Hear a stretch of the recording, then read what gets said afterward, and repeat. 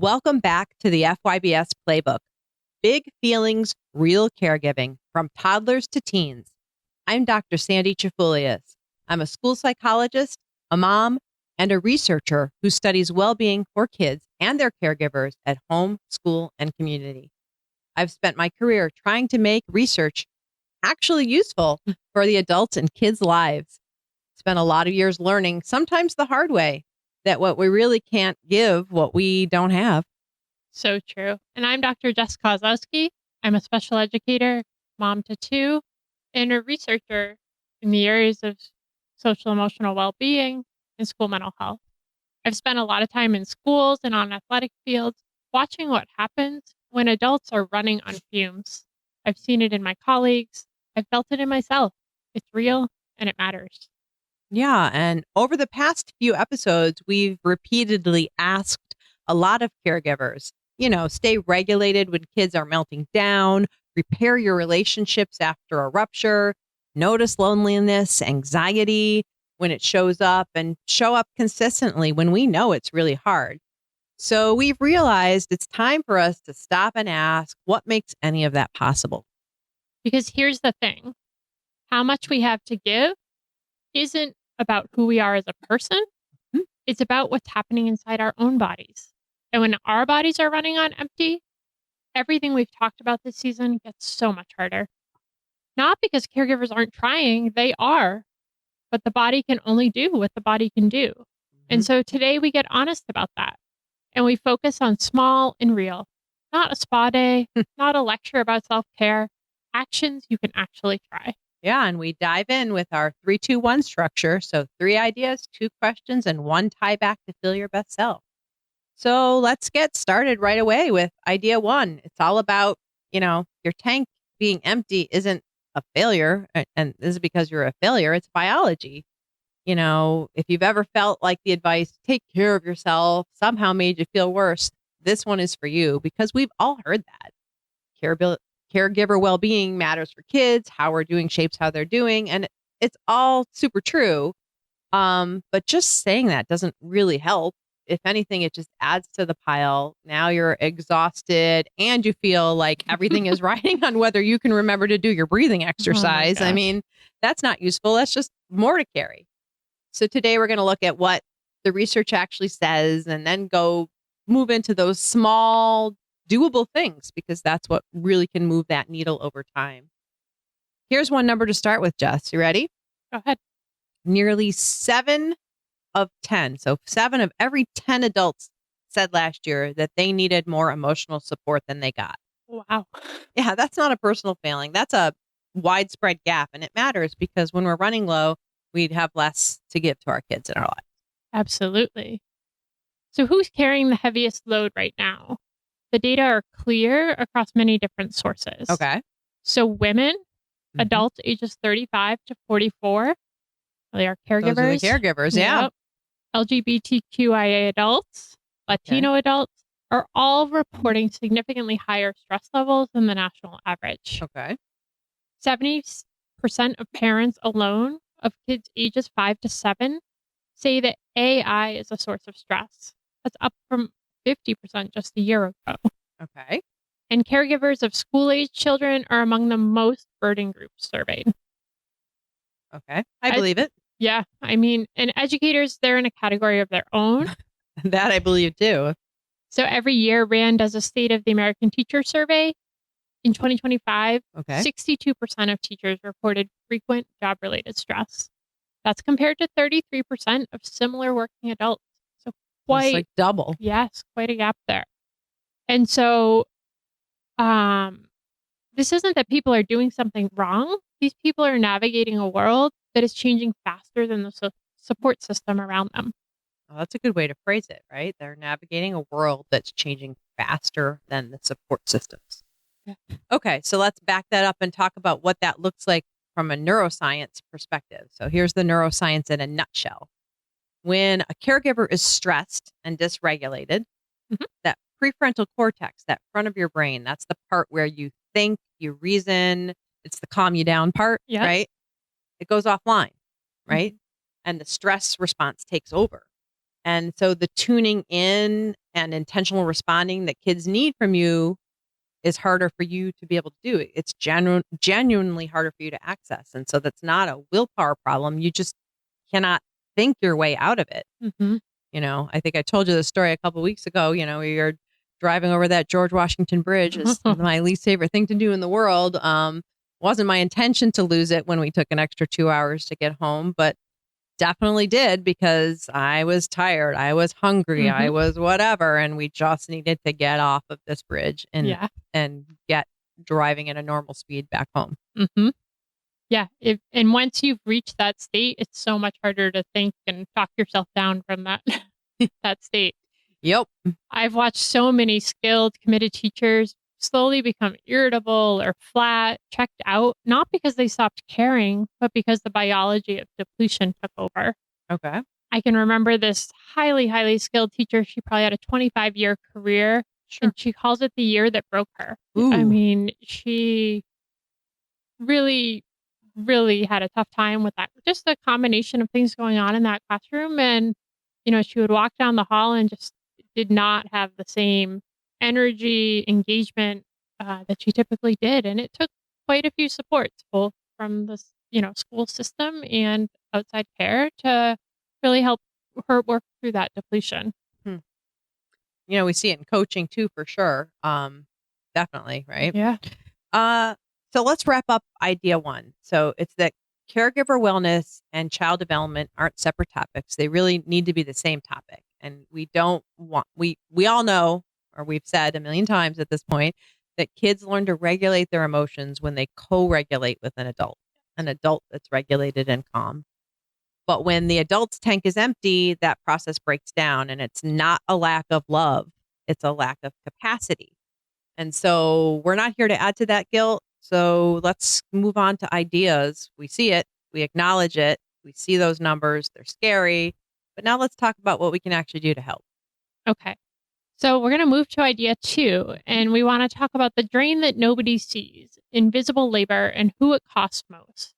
Because what we know is that not all caregivers are operating from that same starting point. The frameworks we use for emotional health are not fit for every family. And so we want to talk about caregiver capacity and specifically the drain that happens with the demands of code switching. So code switching, that's a good main idea topic. But we probably should start by defining what we mean by code switching. It's like when you have to shift how you talk, how you present yourself, how you express yourself based on the context you're in. Like you're not this really usually the same way you are at work as you are at home all Right. the time. And so for many caregivers out there, the need to code switch is even more elevated. It can Hmm. be constant. Caregivers whose values and practices differ from the dominant culture of their child's school or their team. It could even be something as simple as politely declining food is a typical American culture, Sure. right? A expectation. But in other spaces, always accepting food when Mm. offered is is a is Expected. something you do so you don't offend, Yeah. right? So it could small things, but that's a code switch. Yeah. It could be parents navigating bilingual households within English only systems. It could be parents of children with disabilities who are living in a different reality of what developmental milestones look like or daily challenges, but they're still trying to relate on the playground. Yeah, absolutely. And that chronic code switching draws on that same executive functioning and self Mhm. regulation that caregivers need for co That's regulation. an extra You, zapper, right? yeah. Oh my goodness. And so imagine a parent going to a school conference and spending the whole time thinking about how they speak and present themselves, whether they're being perceived as a good parent by the school or the system, whether Mhm. their child is loved and cared for or seen as a burden. And so it's easy to imagine how these people would go home depleted, Mhm. not because they don't love their child, but because the labor in that communication is so real. And so I Yeah. saw this so many times in IEP meetings What's an where IEP meeting? special education, Okay. we develop an individualized education plan for kids with disabilities. Okay. And I was the special education teacher, but the parents, you know, empathize so much with the code switching that they were having to do. There's so much jargon in these meetings, and then you layer on cultural factors, second language or third languages, Hmm. their different educational backgrounds, and worrying about how their child was perceived. Because I worked with some pretty complex Intense kids, situations. Yeah, yeah, yeah, yeah. and how they were perceived as a parent, as a whether they were providing the right supports for their kids. There was so much going on for those parents, and so that was a big day for them each year, and That's you a know, great example, and I think it's it's interesting to think about how code switching doesn't just cost energy in that moment, in that meeting, oh right? no, It accumulates and it yep, adds on. And so for caregivers who are doing that every time they walk into the school, the doctor's office, going to the playground, coming to one of your team meetings, yep, that accumulation can run right into that capacity that they need for co-regulation at home. Um, that's the connection piece that we were talking about in the FYBS playbook episode on loneliness. It's feeling unseen in the systems that your child moves through isn't just uncomfortable, it's a drain that can have real consequences. And I guess the question is, what do we do about it? great question. And there's a lot of possible directions, but like we often do, let's focus on some small steps Sure. that we can take in various systems. So, if you're an educator, a coach, an administrator, think about how you open that family meeting. Are you starting from the deficit, jumping right into what the problem is? Or are you starting with strengths and followed by curiosity? Are you Mm, inviting the family to share their perspectives, welcoming that? okay. Look at your physical space. Whose families are reflected within it? Who can easily navigate it and who cannot? And then look who does the accommodating when there's a gap. So we're never going to have 100%. Sure. Um, Absolutely not. but is it always the family that has to make up that That has to difference? accommodate. Right. Okay. But let's think about it as a design problem, not a family problem. What could we do differently to make that a more welcoming space? So it's not that you're giving like very specific answers here, but you're giving really good questions that people should be asking or could be asking to think about how you're seeing a situation from a different way. Yeah, that really you could use across settings wherever you're doing the caregiving. Okay. So moving into idea three, it's the small things that can actually help. And what does the research actually say about how do we refill? We've certainly been digging into what are the things that can deplete caregivers. Hmm. But I think we need to dive deeper into what we can do as caregivers or for those who interact with caregivers, which is, yeah, like basically Yep. everybody that's out there. We know that a core to feel your best self is that simple stuff. What are the Hmm. small actions that are credible, meaning there's actually science and evidence behind them that work? Not big stuff, the small stuff. And those that you can really grab onto very easily when you are starting to recognize you're feeling depleted. Um, we do a lot of work outside of Feel Your Best Self in our research world around the simple strategies, ideas that can be done with your colleagues, that can be done with kids, and can be done in adults. So we can kind of reference that as we pick up on some different examples. So you want to Yeah. get us moving? Sure. So there's one research finding that I really like for how simple it is, and that's that small talk works. We're not Small talking talk. about long, deep conversations, really just small talk. So it might be a quick word to the cashier, a nod to the person at the coffee machine. And so this falls into the idea of social relationships and that simple strategies brief in the feel your best self connect with others strategies. Okay. But you don't have to take our word for it. There's a recent New York Times article a few months ago that interviewed Dr. Gillian Sandstrom from the University of Sussex about her upcoming book on the topic. The gist is that the small talk moments, especially with strangers, interestingly enough, can improve a lot of well being indicators. They Okay. make us feel more connected and can reduce anxiety and biases. And so, if you aren't sure about this, let's give it a try. Consider some small interactions that have low expectations.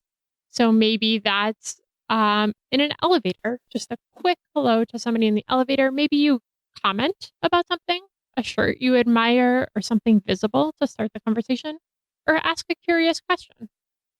What I like about the small moments is that there isn't a big expectation, right? Because Absolutely. sometimes I am feeling so depleted because I've had a really long day, a ton of meetings, a lot of interactions, Yeah, a lot of podcasting, whatever it sure. might be, right? That but I need something for myself. Yeah, but the energy that goes But the into energy can be too much. But I have found even talking to like a delivery yeah, driver, just for the 2 minutes, noticing something mhm, that we can both connect on and yeah, then go about our day just brings a smile. I see that a lot with people I go to the gym with, right? yeah, Like those are like small, quick very simple. conversations. Yeah, Yeah, really great personal examples. And this whole idea actually really aligns perfectly with a new book by neuroscientists Richie Davidson and Dahl from the Center for Healthy Minds. They do a tremendous, amazing work on flourishing and thriving. And they identify like there are 4 skills within this world of flourishing. And just really quickly, they're awareness, connection, insight, and purpose. But the key message, like there's lots of stuff you can dive into in all of them, but the key message to what they're talking about is that flourishing isn't something you either have or don't have. You're not just born with it or not, don't have it. huh, It's actually a skill that you can learn. And even better, their research coincides with everything we've talked about that say just a few minutes of daily practice can be really measurable in how your brain responds. Like seriously, huh, just like a few minutes. You know, like a 3 good things exercise every day, listing 3 positive things that happen. And, it's pretty easy to do that you could build a habit of it over time. And if we tie that back to feel your best self strategies, it could look like our 3 friendly wishes strategy, which is based in loving kindness meditation, where you're sending out 3 positive wishes to someone else in the world or another person without an expectation of something coming back. I love that. Yeah. What do you think? Um, to share a personal example, our family started sharing our favorite part of the day at dinner a Ooh, couple okay. years ago. So just, somebody will kick it off of, asking someone their favorite part of the day, and then it moves around the table. And we've tried to change up the questions, and the kids actually come back to that one. That's And their so favorite. that's their favorite. It's very predictable, Does but anybody say that's the favorite part of the day? no. Okay. My son is known to say the whole entire day, including right now. But You we can prompt him for a more specific moment. But when we forget to do it, the kids bring it up, which just tells so it's a me how habit. You yeah, have made it a family habit, and that's yeah, cool, and it doesn't take very much yeah. effort, And right? now their grandparents have learned it. Anyone else who eats with us gets Oh, invited into this little routine. They seem to do it elsewhere. super A nice cool. little I love simple, that. so simple. And, the most important thing of all of these examples and this conversation is that the small things can be really contagious. You Yeah, just nailed it, right? Like, for me, sometimes I need to step back and give reminders when I'm stuck in those high demand stretches in my life. And sometimes I do need a reminder that it's time for me to realize I need to refill that tank. I love your idea when you're all together, but when I'm by myself, I think mm, I found the most powerful is something like smell the roses, where I just step outside, or if I can't get outside, I just stop for a minute and pause and notice what's around me. yeah. Just It's just for a sensory. minute, right? It's a complete reset when I'm by myself and I need Yeah, that tank refill. Those small connections, but what we're saying, the small connections for yourself by caregivers and between caregivers are really noticed by kids too, right? absolutely. Helping set those regulated environments that we've talked about that are so important to kids' development. So if we want to wrap it up and bring idea 3 full circle, it's really those steps from the big to the small help us regulate as caregivers. And taking care of yourself is not separate or caring for the kids in your life, No, it's essential. right? But it doesn't have to be spa days all the time, although those are cool. They're nice, but Yes, few for and far between. for sure. All right. So we're going to transition to our 2 questions from the audience. Okay, bring it. So the first question is, I'm a third grade teacher and I love my job.